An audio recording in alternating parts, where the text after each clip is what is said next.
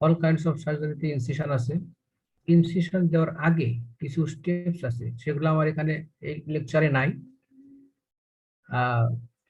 Incision তো যখন তখন বা যে কোনো পজিশনে দেওয়া যাবে না, তাই না? আগে পেশেন্টের ডায়াগনোসিস কনফার্ম হতে হবে, পেশেন্টের প্রি অপারেটিভ ইনভেস্টিগেশনস করে তারপরে পেশেন্ট অপারেশন থিয়েটারে যাবে, অ্যাসেপটিক প্রিকশনস মেনটেন করতে হবে, পেশেন্টের পজিশন ইজ ভেরি ইম্পর্টেন্ট, তারপরে আমি ইনসিশন দিব।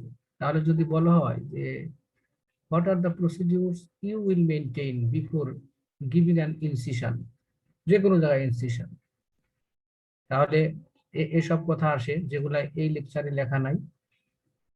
যে দুইটা বেশি ইম্পর্টেন্ট টার্ম, অ্যাসেপটিক, আগে তো পেশেন্টের ইনসিশন দেওয়ার আগে আমরা ডায়াগনোসিস কনফার্ম করব যে কোন অপারেশনের জন্য আমরা যাচ্ছি। প্রি অপারেটিভ অ্যাসেসমেন্ট করে কনফার্ম ডায়াগনোসিস হয়ে গেল, এখন patient is ready to undergo operations. Patient in the operation theater in supine position for the abdominal surgery. Then surgeons and assistants, they will get ready to give an incision. এখন important কথা হলো যে incision দেওয়ার আগে surgeons and assistants তারা কি precaution নেবে, এটা বড় বেশি ইম্পর্টেন্ট একটা অ্যাসপেক্ট। দুইটা স্টেপ তারা মেনটেন করবে, দুইটা স্টেপ। একটা স্টেপের নাম অ্যাসেপসিস, আর একটা স্টেপের নাম antiseptic. So what is asepsis and what is antisepsis? Antisepsis মানে অ্যান্টিসেপটিক সলিউশন দিয়ে অ্যাবডোমিনাল ওয়াশ করা। আমরা বলি painting of the abdomen before giving incision, betadine, chlorhexidine, এগুলো আমরা ইউজ করি। কিন্তু তার আগেও একটা স্টেজ আছে, সেই স্টেজের নাম অ্যাসেপসিস। এই দুইটা স্টেজ মিলে আমরা যদি ইনসিশন দেই তাহলে there is chances to reduce the abdominal surgical site infections. আমাদের এই দুইটা স্টেপ মেনটেন করার মেইন উদ্দেশ্য হলো to reduce the incidence of surgical site infection. তো আবার প্রশ্ন আসতে পারে, what are the measures you will take to reduce the incidence of surgical site infection or surgical wound infection, আমরা যেটা বলি SSI, সার্জিক্যাল সাইট ইনফেকশন। একই কথা, যে দুইটা স্টেপ মেনটেন করতেই হবে। এমনি এমনি তুমি একটা ড্রেস পরে আসো, যেখানে সেখানে পেশেন্টকে পজিশন করে ইনসিশন দিতে পারো না। তো অ্যাসেপসিস এর মধ্যে কি কি আছে? অ্যাসেপসিস এর মধ্যে the asepsis is a procedure, aseptic procedure কি, where তুমি get ready, you will remove your dress all and you will change your dress by OT dress। আমরা বলি OT dress, OT টি-শার্ট পরবা, ট্রাউজার পরবা, তারপরে mask cap লাগাবা, mask and cap, অনেক সময় গগলস লাগে, বুট লাগে, এগুলা তুমি fit for to enter into the inside the operation theatre. You are going to be a doctor, 50-year students. You are allowed to go inside the operation theater at the scheduled time. সে মনে করো তোমাদের operation থিয়েটারে তোমাদের যেতে হচ্ছে, যে একটা schedule আছে, তোমাদের অপারেশন থিয়েটারে যাবো, অপারেশন দেখবা, তাহলে অবশ্যই কিন্তু তোমাকে মাস্ক ক্যাপ পরতে হবে, তোমাকে ওটি ড্রেস পরতে হবে। ওটি ড্রেস পরতে আমরা ওই গাউনের কথা বলতেছি না, একবারে প্রিলিমিনারি তোমার যে নিজস্ব ড্রেস থাকবে, এটা রিমুভ করে একটা কনফাইন এরিয়া গিয়ে তুমি ড্রেস যে পরবা। এই যে আমি যে কথাগুলো বলতেছি এখন, this is the part of asepsis. Actually asepsis কেন? অ্যাসেপসিস তোমার থেকে যেন কন্টামিনেশন অপারেশন টেবিলে না যায়। তাহলে কি স্টেপ নিতে হবে? তোমার নিজস্ব যে ড্রেস ছিল এগুলো সব তুমি চেঞ্জ করলো, তুমি একটা ক্লিন ড্রেস পরলা। এরপরে শেষ না, আরো অনেক কথা আছে। এতটুক পরে তুমি মাস্ক ক্যাপ পরে ওটি ড্রেস পরে ওটির মধ্যে ঢুকতে পারবা। যদি তুমি ওটির মধ্যে ঢুকলা এমনি, হ্যাঁ, ড্রেস চেঞ্জ না করে, মাস্ক ক্যাপ না করে, তাহলে you are the increase source of infection. যে কোনো টিচার তোমাকে বকা দিবে, যে তোমার মানে কোনো আইডিয়াই নেই যে কোন পরিবেশে ওটির ভিতরে ঢুকতে হয়। আচ্ছা, এখন তুমি ঢুকলা, শুধু তুমি এই ড্রেসে ঢুকলা, তুমি ওটির ভিতরে কি করবা? অ্যাসিস্ট করবা না। ওটির ভিতরে তুমি সোশ্যাল ম্যাটেরিয়াল দিবা, অথবা তুমি you are spare person to support the operation team. তোমাকে রাখা হয়েছে যে তোমাকে আজকে টাকা দেওয়া হয়েছে, তুমি খাবার দাবার আনবা, ভিতরে ঢুকবা, বের হবা, তুমি টিচারদের ইনফর্ম করবা, তুমি সোশ্যাল ম্যাটেরিয়াল তোমার কাছে আছে, তুমি এই ড্রেসে তুমি ক্যাথেটার দিতে পারো, কিন্তু তোমাকে স্টেরাইল হতে হবে, গ্লাভস করতে হবে। এখন তুমি এই ড্রেসে ওটির ভিতরে ঢুকতে পারো, মানে সাপোর্ট দেওয়ার জন্য ওটির স্টাফকে। এখন তোমাকে বলা হলো তুমি অপারেশনে অ্যাসিস্ট করবা, তখন কিন্তু তোমার আরো কিছু প্রিকশন লাগবে, যে প্রসিডিউর মেনটেন করতে হবে। সেই প্রসিডিউরের নাম হলো স্ক্রাবিং, মানে হ্যান্ড ওয়াশিং, তারপরে গাউনিং, তারপরে গ্লাভিং। তাহলে এই যে কথাগুলো বলতেছি, প্রথমে তোমার নিজের ড্রেস চেঞ্জ করে যে ওটি ড্রেস পরলা, তারপরে হ্যান্ড ওয়াশ করলা, স্ক্রাবিং বলে, তারপরে গাউনিং করবা, তারপরে গ্লাভিং করবা। This are the procedures. এই প্রসিডিউরসকে একসাথে বলা aseptic procedure. So procedure to prevent contamination. Sir লাস্টেরটা কি জানি বলছিলেন স্যার? স্ক্রাবিং, গাউনিং। গাউনিং, গ্লোভিং, গ্লোভিং, গ্লোভিং, হাতে জি স্যার। গ্লাভ করবে। স্যার প্রথমটা কি ছিল? স্ক্রাবিং। হ্যাঁ, প্রথমটা কি স্ক্রাবিং? হ্যাঁ, স্ক্রাবিং, স্ক্রাবিং, হ্যান্ড ওয়াশকে বলা হয় স্ক্রাবিং, বইতে লেখা আছে, দেখো। হ্যাঁ, এটা এই লেকচারের মানে শুরুর আর কি, ইন্ট্রোডাকশন আমি বলতেছি। যে আমি তুমি ইনসিশন দিবা, ইনসিশন তো এমনি এমনি দিতে পারো না, এই লেকচারের মধ্যে এটা নাই, এটা অন্য একটা লেকচারের পার্ট। হ্যাঁ, আমি ওখান থেকে একটু বলতেছি যে তোমাকে ইনসিশন দিতে গেলে আসতেও পারে যে তুমি before giving are incision what are the procedure will maintain. State cut দুটা procedure, aseptic procedure and antiseptic procedure. Aseptic প্রসিডিউরটা অনেক বড় প্রসিডিউর, সেটা হলো তোমাকে ড্রেস চেঞ্জ করতে হবে, আবার স্টেরাইল গাউন করতে হবে, মানে হ্যান্ড ওয়াশ করতে হবে, স্ক্রাবিং করতে হবে, তারপরে গাউন করতে হবে, গ্লোভ পরতে হবে, তারপরে তুমি ওটি টেবিলে দাঁড়াবা। ওটি টেবিলে যখন দাঁড়াবা, ওটির যে ইনস্ট্রুমেন্ট থেকে শুরু করে draping sheet, all are sterile, all are sterile, and you are person is also not sterile. Person তো আসলে স্টেরাইল হতে পারে না, কারণ এখানে একটা বেসিক জিনিস আছে, স্টেরিলাইজেশন এন্ড ডিসইনফেকশন। মানুষকে কখনো স্টেরিলাইজ করা যায় না, স্টেরিলাইজ করতে গেলে অটোক্লেভের মধ্যে ঢুকাইতে হবে। আমরা ডিসইনফেক্টেন্ট অ্যান্টিসেপটিক সলিউশন যখন ইউজ করি two reduce the number of infective dose of the organisms, তখন আমরা বলি ডিসইনফেকশন। এই দুইটা স্টেপের মধ্যেই প্রথম স্টেপ হলো অ্যাসেপসিস। অ্যাসেপসিস মানে তোমার bacteria free environment, you are bacteria free, ঠিক আছে।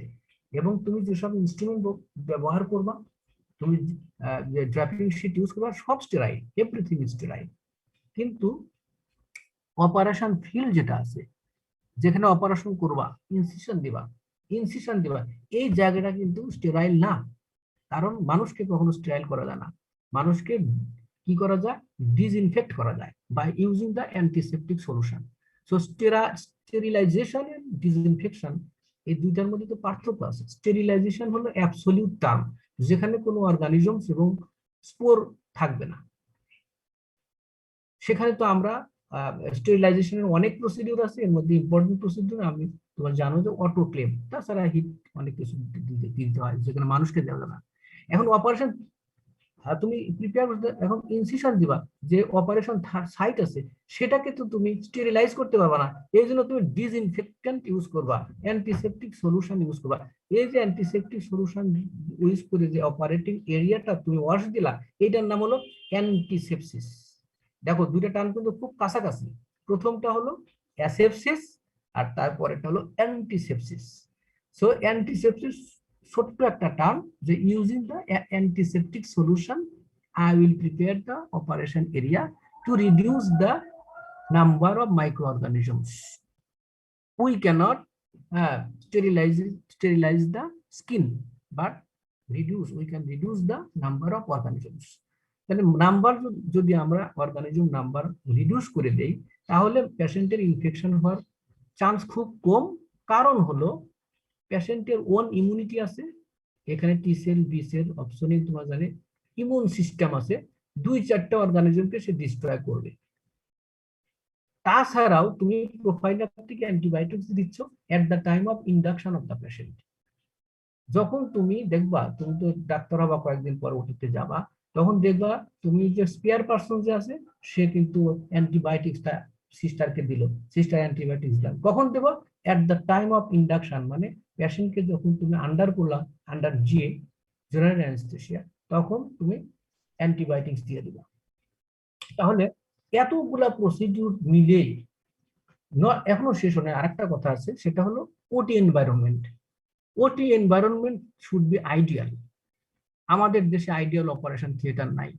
আইডিয়াল অপারেশন থিয়েটার মানে একবারে ক্লোজ একটা অপারেশন থিয়েটার, যেখানে উপর দিয়ে বাতাস ঢুকবে ফিল্টার হয়ে ঢুকবে, এবং নিচ দিয়ে বাতাস, এয়ারটা ফ্লোর লেভেল দিয়ে পাস হয়ে যাবে। ওই রকম করেই ওই টেকনোলজি ইউজ করে অপারেশন থিয়েটারটা বানানো হয়েছে। আমাদের দেশের অপারেশন থিয়েটার দেখবা যে জানালা খোলা আছে, জানালা ভাঙ্গা, না, এটা চলবে না। বাইরের এনভায়রনমেন্টের মধ্যে যে ভাইরাস, ব্যাকটেরিয়া, প্রোটোজোয়া থাকবে, এগুলো অপারেশন থিয়েটারে ঢুকতে হবে না। অপারেশন সিস্টেমে যে এয়ার ঢুকবে, temperature, operation theatre, ideal operation theatre, তোমাদের আরেকটা লেকচার আছে আইডিয়াল অপারেশন থিয়েটার, সেখানে আমি বিস্তারিত হয়তো বলতে পারতাম। কিন্তু মুদ্রা কথা হলো, আইডিয়াল অপারেশন থিয়েটারে এয়ারটা ফিল্টার হয়ে ঢুকবে, উপর দিয়ে ঢুকবে, ফ্লোর দিয়ে, রুফ দিয়ে, আর ফ্লোর দিয়ে বের হয়ে যাবে, এবং বাইরের এনভায়রনমেন্টে কোনো কন্টামিনেশন আসবে না। তাহলে অ্যাসেপসিস এর মধ্যে কতগুলা পার্ট হলো? একটা হলো তুমি তোমার একটা নিজের ড্রেস চেঞ্জ করলা, তারপরে হ্যান্ড ওয়াশ করলা, তারপরে তুমি গাউন পরলা, তারপরে গ্লোভিং পরলা, তারপরে all the instruments using the operation theatre, instruments and wrappings, all are the sterile. You are giving the prophylactic antibiotics, it is the part of the asepsis, and your operation theater is ideal operation theater, so it is the part of asepsis. So সব হয়ে গেল। এখন তুমি Betadine solution হোক, ক্লোরেনজিন solution হোক, operation এইটাকে painting করলা, wash করলা, এইটুকের কাজ নাম হলো অ্যান্টিসেপসিস। এখন তুমি কন্টামিনেটেড অবস্থায় আছো, তারপরে বিটাডিন সলিউশন, তাহলে হবে না তো। তারপরেও একটা কথা আছে, how you will, can you prevent the infection, wound infection? No, I cannot prevent the wound infection, but I can reduce the chances of the wound infection. আমি wound ইনফেকশনের চান্সটা কমায়া দিতে পারি এতগুলো মেজার নিয়ে। Not only that, it also depends on the surgeon, what type of surgeon he is. If he is the aggressive surgeon, excessive bleeding, more trauma, having the dead space foreign body, invite করবে infection. যাও, আমরা এই যে আজকে incision করাবো, ইনসিশনটা দেওয়ার আগে কিছু প্রিপারেশন আছে, আমি এটা মুখে বললাম, এটা হলো আরেকটা লেকচারের পার্ট। এখন আসো, কিছু কথা আছে যে surgeon needs ready and direct access to the organ requiring investigation and treatment, so the incision must provide sufficient room for the procedure to be perform. তাহলে এটা মাথার মধ্যে থাকতে হবে যে আমি কি অপারেশন করতে যাচ্ছি, কি ইনসিশন দিব। আমি যদি অ্যাপেন্ডিসেক্টমি করতে গিয়া আমি ইনসিশন দিলাম, আপার মিডলাইন ইনসিশন দিলাম, তাহলে তো হবে না। অ্যাপেন্ডিক্স কোথায় থাকে আমি জানতে হবে, ডায়াগনোসিস কনফার্ম করতে হবে। এবং অ্যাপেন্ডিসেক্টমি করতে গিয়ে আমার কিছু ইনসিশন আছে অ্যাপেন্ডিক্সের ভিতরে, একটা গ্রিড আয়রন ইনসিশন আছে, একটা লেন্স ইনসিশন আছে, একটা রাদারফোর্ড মরিসন ইনসিশন আছে। এই যে কোনটা দিব? যদি দেখি যে appendicular abscess, stout body, heavy body builders, muscle guard খুব বেশি, তখন তোমাকে ইনসিশনটা একটু বড় করে দিতে হবে। সেক্ষেত্রে মাথায় রাখতে হবে যে অবলিক মাসল কাটিং ইনসিশন যেটা আছে, তুমি গ্রিড আয়রন দিয়ে শুরু করবা, গ্রিড আয়রন ইনসিশন দিয়ে শুরু করবা। তারপরে তোমার যদি দরকার হয়, এইটাই এক্সটেনশন করার নাম হলো রাদারফোর্ড মরিসন ইনসিশন। তো এই যে স্লাইড আছে, এই স্লাইডে বেসিক কথা বলছে যে তোমাকে মাথার মধ্যে থাকতে হবে যে কি প্রসিডিউর আমি করতে যাচ্ছি।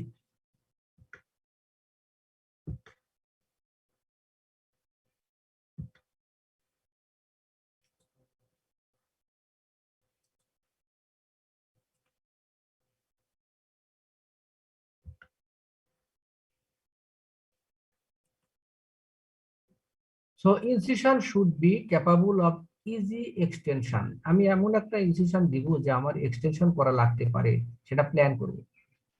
To allow for any enlargement of the scope of the operation, এটা আমার মাথায় রাখতে হবে যে আমি যেন এক্সটেনশন করতে পারি। Interfere as little as possible with the strength and function of the abdominal ওয়াল। এখন অ্যাবডোমিনাল ওয়ালে যদি ইনসিশনাল হার্নিয়া পরে না হয় সেটাও আমাদের খেয়াল রাখতে হবে। অথবা আরো কসমেটিক, বেটার কসমেটিক ইফেক্ট আছে কিনা, স্কার হাইপারট্রফিক সার্ভোডিক, স্কিন ক্রিজ ইনসিশন, এগুলো সব মাথায় রাখতে হবে। স্কিন ক্রিজ ইনসিশনে লাইনে দিতে হবে। যেমন মিড লাইন যদি আমি ইনসিশন দিই, সব স্ক্রিন কেসটা ড্যামেজ হয়ে যাবে, সো হাইপারট্রফিক স্কার হবে। কিন্তু আবার ট্রান্সভার্স যদি ইনসিশন দিই অ্যাবডোমিনে, যেটা বাচ্চাদের দেওয়া হয়, ছোট বাচ্চাদের একবার লিনিয়ার স্কার, অথবা সুপ্রাপিভিক যে ট্রান্সভার্স ইনসিশন দেয়, ফেরেনস্টাইল ইনসিশন, এগুলাতে গুড কসমেটিক আউটকাম থাকে। তাহলে কসমেসিসটা মাথার মধ্যে রাখতে হবে। হ্যাঁ, অ্যাবডোমিনাল ওয়ালের স্ট্রেংথ মাথার মধ্যে রাখতে হবে, তারপরে তুমি এনলার্জ করতে পারো সেটা মাথায় রাখতে হবে, এবং কসমেসিস রাখতে হবে।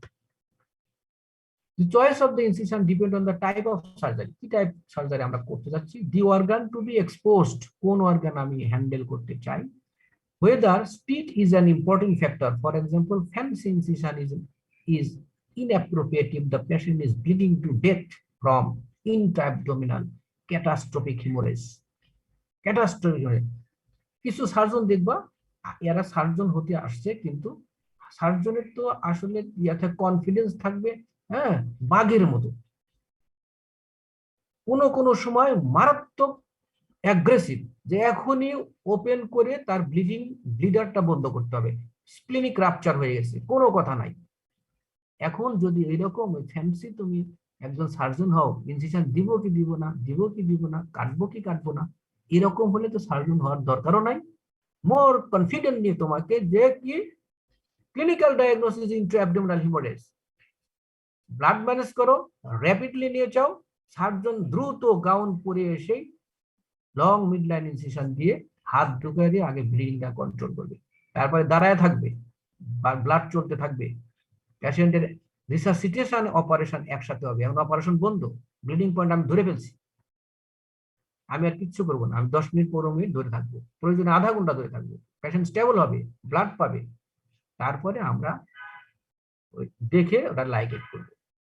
উল্টা পাল্টা লাইগেট করা যাবে না, কোন ভেসেল লাইগেট করা যাবে কিনা, রিপেয়ার করতে হবে এগুলা, তাহলে র্যাপিড ইনসিশন যেতে হবে।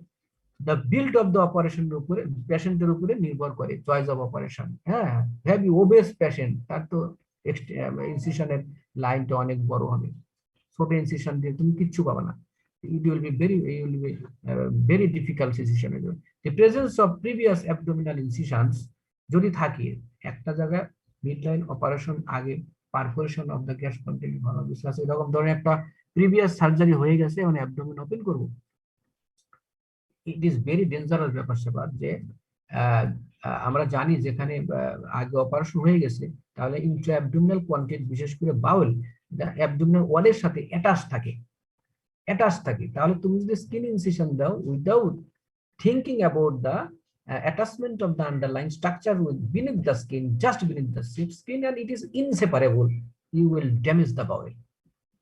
So এটা মাথার মধ্যে রাখতে হবে যে ইনসিশনাল হার্নিয়া হয়েছে, আমি কোন দিক দিয়ে যাব, তখন ওই ইনসিশন লাইনের নিচে অথবা উপরে আগে একটু ওপেন করবা, তারপরে আঙ্গুল ঢুকে হাত ঢুকে দেখবা যে অ্যাটাচমেন্ট অবশ্যই আছে, এগুলো ছাড়াইতে হবে, তারপরে তুমি ইনসিশন লাইন দিয়ে যাইতে হবে। তাহলে প্রেজেন্স প্রিভিয়াস অপারেশন আছে কিনা সেটা আমরা চয়েস অফ অপারেশনের মধ্যে ডিপেন্ড করবে, যে experience and preference of the surgeon, সার্জনের প্রিফারেন্স হতে পারে, আমি অ্যাপেন্ডিসেক্টমি করতে গিয়ে লেন্স ইনসিশন দিব না গ্রিডাইরন দিব, একই পেশেন্টকে গ্রিডাইরন দেওয়া যায়, লেন্সও দেওয়া যায়। আমি যেটা করি যে একটা মেয়ে মানুষ আন্ডার 20 ইয়ার্স, ফেয়ার, হ্যাঁ, এরকম স্ট্যান্ডার্ড একটা মেয়ে, তার অ্যাপেন্ডিসেক্টমি করতে হবে, আমি তার চেহারা একটু দেখে নিয়ে জিজ্ঞাসা করি, সে বুঝতে পারবে না, আমি তখন অ্যাসেস করি যে কোন ধরনের ইনসিশন আমার দেওয়া উচিত তার জন্য, তাকে খুশি করার জন্য এবং রাগ না করে। তাহলে আমি এই মেয়েটার বিয়েও হয় নাই, তাকে লেন্স ইনসিশন দিব, যেটা cosmetically very acceptable, transverse lower abdominal incision, very small, 2 to 3 centimetre. আমি এই যে লেন্স ইনসিশন না দিয়ে গ্রিডাইরন ইনসিশনও দিতে পারতাম, আমাকে তো বলে নাই যে এরকম দিতে হবে, কিন্তু আমার চয়েস যে এটা তার জন্য অ্যাপ্রোপ্রিয়েট। আবার একজন মহিলা দেখা যাচ্ছে যে 40 ইয়ার্স এর উপরে বাচ্চা কাচ্চা হয়ে গেছে, হ্যাঁ, তার কসমেটিক রুরাল এরিয়া, তার এগুলো বোঝেই না, তখন আমি তাকে গ্রিড অ্যাডমিনিস্ট্রেশন দেবো। কারণ গ্রিড অ্যাডমিনিস্ট্রেশনে আমার জন্য আরো সুবিধা হবে, অ্যাক্সেসটা ভালো হবে।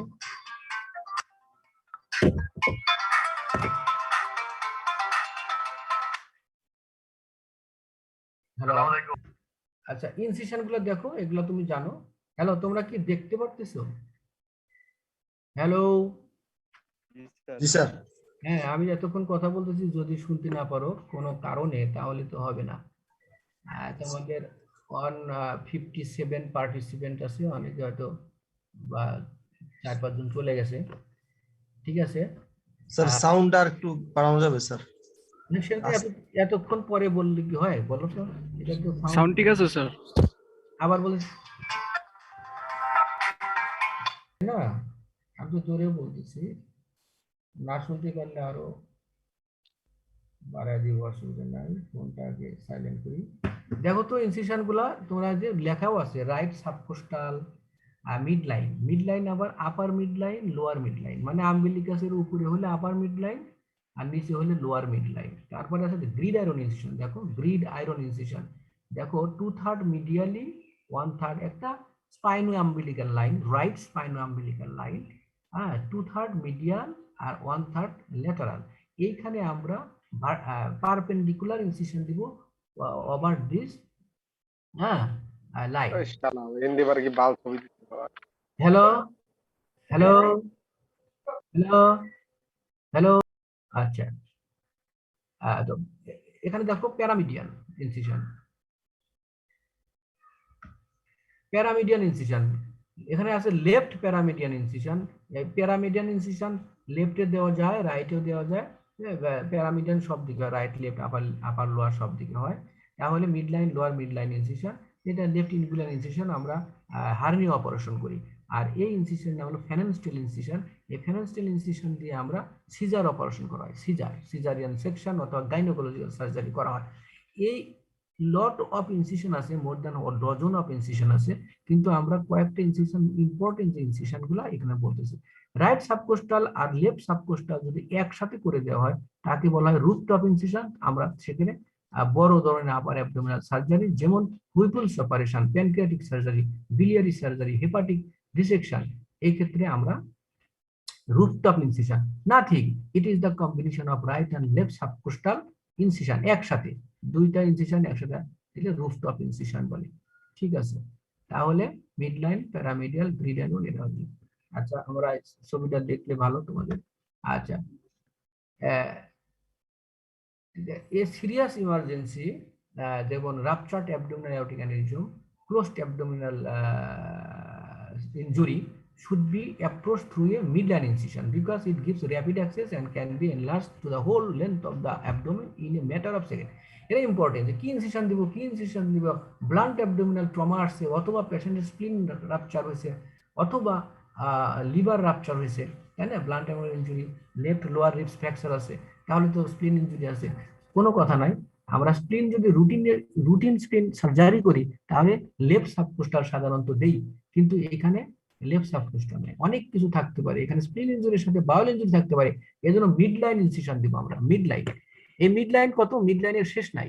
মিড লাইন আমরা ছোট আম্বিলিকাসের উপরে আগে ছোট করে দিব, যাতে হাতটা ঢুকাইতে পারি, তারপরে it will be extended up and down according to the your assumption and findings of the pathology. মানে মিড লাইন ইনসিশনটা অ্যালং দ্য লিনিয়ার বা এটা আমরা দিব প্রথমে। এটা mid line incision is very important. যদি বলা হয় তোমাদের পরীক্ষার সময় যে ইমার্জেন্সি সার্জারিতে তুমি জানো না পারফোরেশন হয়েছে কিনা, অবস্ট্রাকশন হয়েছে কিনা, বাস্ট অ্যাপেন্ডিক্স হয়েছে কিনা, ব্লান্ট অ্যাবডোমিনাল ট্রমা হয়েছে কিনা, কোন ইনসিশন দিবা বাবা, বলবা মিড লাইন। তুমি আপার মিড লাইন দিব না লোয়ার মিড লাইন দিব, বলবা central mid line or upper mid line. হ্যাঁ, initially I will start, extension is not very extensive, then I will extend accordingly অবস্থা বুঝে। স্যার সিরিয়াসের ক্ষেত্রে কি ম্যাক্সিমাম হচ্ছে ল্যাপারোটমি করা লাগে? কি বুঝি নাই স্যার ইমার্জেন্সি যেগুলো স্যার সিরিয়াস, ওইগুলা কি ল্যাপারোটমি করা লাগে ম্যাক্সিমাম? ক্ষেত্রে ল্যাপারোটমি বোঝো, অ্যাবডোমেন ওপেন করার নাম ল্যাপারোটমি, ল্যাপারোস্কোপি না, ল্যাপারোটমি। জি স্যার, ল্যাপারোটমি আর ল্যাপারোটমি স্যার। ল্যাপারোস্কোপি এক না।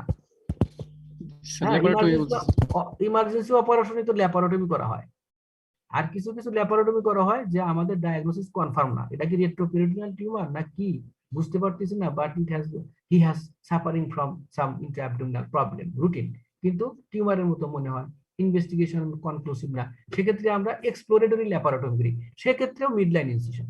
এক্সপ্লোরেটরি ল্যাপারোটমির ক্ষেত্রে অবশ্যই midline incision.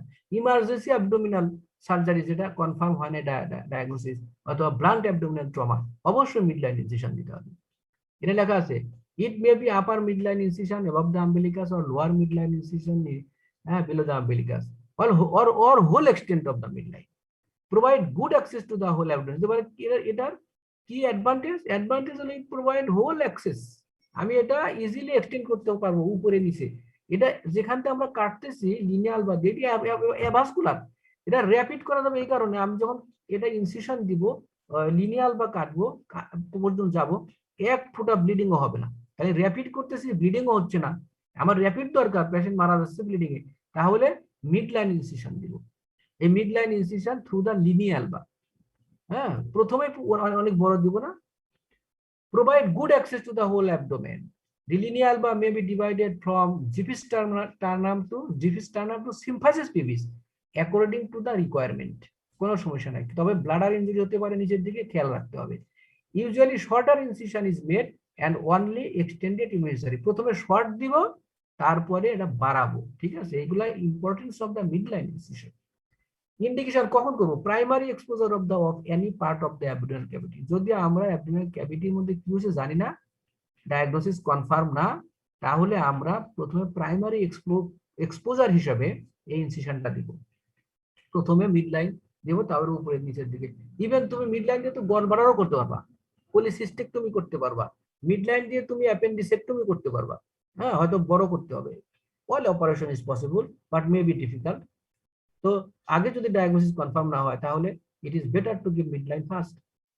So primary exposure of any part of the abdominal cavity, emergency laparotomy for suspected hollow viscous perforation, intestinal obstruction, exploratory laparotomy, blunt abdominal trauma surgery, এক্ষেত্রে আমরা midline দিই। Routine operation like gastric surgery, colon surgery, rectal surgery, এগুলোতে আমরা midline দিই। Structure divided, মিডলাইনের কি কি structure divide করা? Skin, subcutaneous fat, linea alba, transversalis fascia, extraperitoneal fat and peritoneum. Viva বোর্ডে জিজ্ঞাসা করা হবে যে তুমি কার্সিনোমা স্টমাক অপারেশন দেখছো? জি স্যার দেখছি, অপারেশন থিয়েটারে দেখছি। কিভাবে করা হয়? আন্ডার জেনারেল অ্যানেস্থেসিয়া করা হয়। কি ইনসিশন দেওয়া হয়? Sir upper midline extended below the umbilicus, উপর থেকে শুরু করে আম্বিলিকাসের নিচ পর্যন্ত, মানে কতটুক যতটুক লাগে, একবারে সিম্ফাইসিস পিভিস পর্যন্ত না। অনেক সময় আম্বিলিকাস পর্যন্ত থাকলেও হয়, যদি লিন থিন হয় তাহলে জিফি স্টারনাম থেকে আম্বিলিকাস পর্যন্ত আপার মিডলাইন দিলেও কার্সিনোমা স্টোমা ডিসেকশন করা যায়, partial dissection with partial gastrectomy with gastrojejunostomy করা যায়। তোমাকে জিজ্ঞাসা করবে যে মিডলাইন তুমি যে ইনসিশন দিবা কি কি স্ট্রাকচার তোমার কাটা পড়বে, তুমি এখানে লেখা আছে skin, subcutaneous fat, linea alba, transversalis fascia, extraperitoneal fat and peritoneum. এইগুলো কথা তোমাকে বলতে হবে যে এগুলো আমি জানবো, না হলে তো। হ্যাঁ আচ্ছা, এখন একটা কথা আছে যে মিড লাইন তো upper mid line, mid line, lower mid সব এক না। তোমরা জানো যে লোয়ার 1/4 আম্বিলিকাসের নিচে, lower 1/4 of the mid line up to symphysis pubis পর্যন্ত, লোয়ার 1/4, এইখানে কিন্তু রেক্টার শীত, পোস্টেরিয়র রেক্টার শীত থাকে না, আর্কুয়েট লাইন বলে, আর্কুয়েট লাইন, আর্কুয়েট লাইনের নিচে পোস্টেরিয়র রেক্টার শীত থাকে না। রেক্টাস অ্যাবডোমিনাল মাসলটা পেরিটোনিয়ামের উপরে থাকে, কিন্তু অ্যান্টেরিয়র রেক্টার শীত থাকে, anterior wall of the Richter শীত থাকে, ঠিক আছে? এটা একটু ডিফিকাল্ট হয়ে যাবে তোমাদের, কিন্তু ইম্পর্টেন্ট যে আর্কুয়েট লাইনের নিচে অ্যানাটমিতে তোমরা পড়ছো এগুলা। যাও, তো মিড লাইন যে লিনিয়াল বা সব ক্ষেত্রেই সমান, তুমি যে ভালো পারো আমি জিজ্ঞেস করবো ভাইবা এক্সামিনেশনে, ঠিক আছে? ভাইবা এক্সামিনেশনে এবার তো কি ওমেন্সে পরীক্ষা নিলাম, ওমেন্সে পরীক্ষা মেয়েরা ম্যাক্সিমাম দেখলাম অতবার। যাও, তোমরা তো ওসমানী, তোমাদের এটা জিজ্ঞাসা করবো যে লিনিয়াল বা কি হোল এক্সটেন্ট একই রকম অ্যানাটমি? না, বিলো দ্য আম্বিলিকাস ন্যারো হয়ে গেছে। বিলো দ্য আম্বিলিকাস কি হয়েছে? আর্কুয়েট লাইনের নিচে rectus sheet, anterior rectus sheet আছে, পোস্টেরিয়র রেক্টাস শীট নাই। রেক্টাস অ্যাবডোমিনাল মাসল পেরিটোনিয়ামের সাথে কন্টাক্টে থাকে পোস্টেরিয়র রেক্টাস শীট না থাকার কারণে। এখন আবার জিজ্ঞেস করা হবে rectus sheet, anterior rectus sheet কিভাবে তৈরি হয়, পোস্টেরিয়র রেক্টাস শীট কিভাবে তৈরি হয়। পোস্টেরিয়র রেক্টাস শীট আর রেক্টাস অ্যাবডোমিনাল মাসলের মাঝখানে কি থাকে? Epigastric vessels. তোমার পোটেন্সি দেখা হবে, যেটা জানো কিনা। তাহলে সাধারণত জানতে হবে কোথায় কাটলে ব্লিডিং হবে, কোথায় কাটলে ব্লিডিং হবে না। Now, below the arcuate line, the linea alba is narrow and posterior rectus sheath is absent. The rectus muscle may be separated down to the symphysis pubis. এখন নিচে তুমি যদি অ্যাবডোমিনাল ক্যাভিটিতে ঢুকতে হয়, হ্যাঁ, আর্কুয়েট লাইনের নিচে রেক্টাস অ্যাবডোমিনালিস মাসলকে স্প্লিট করে ঢুকতে হবে। রেক্টাস অ্যাবডোমিনালিস মাসলকে স্প্লিট করবা, তারপরে পেরিটোনিয়াম পাবা, স্প্লিট করলে পেরিটোনিয়াম পাবা, পেরিটোনিয়াম ওপেন করবা, ইউটেরাস পাবা, সিজার করে চলে আসবা। আর যদি ইউটেরাস পর্যন্ত না যাও, যদি ব্লাডার অথবা প্রোস্টেটে যাও, সাবধান, পেরিটোনিয়াম ওপেন করবা না। রেক্টাস অ্যাবডোমিনালিস মাসল তুমি স্প্লিট করছো, স্প্লিট করে তুমি ব্লাডারের কাছে চলে যাবা, হ্যাঁ, নিচের থেকে হাত দিয়ে উপরের দিকে টান দিবা, টান দিয়ে তুমি ব্লাডার পাবা, প্রোস্টেট পাবা, এভরিথিং পাবা। এগুলা সব এক্সট্রা পেরিটোনিয়াল অর্গান হিসাবে এগুলা পাবা। তাহলে the rectus muscle may be separated down to the symphysis pubis, তারপরে তুমি পাবা peritoneum. The incision is closed in single layer, much closer. যেহেতু দেখো মিড লাইনে কি আছে, কিছু না, নাথিং, লিনিয়াল বা আছে, শুধু লিনিয়াল বা। সো লিনিয়াল বাটা তুমি ক্লোজ করবা continuous fashion, with or without inclusion of peritoneum. নিচে পেরিটোনিয়াম লিনিয়াল বার সাথে লাগানো আছে। স্যার ব্লাডার পর্যন্ত গেলে স্যার যে এই স্যার ওপেন করব না স্যার, এই জায়গাটা স্যার বুঝে নাই স্যার, একবার যদি বলতেন। না না, আমি তো পেরিটোনিয়াম, তোমাদের আইডিয়া কি পেরিটোনিয়ামের ভিতরে ঢুকবা, তাই তো?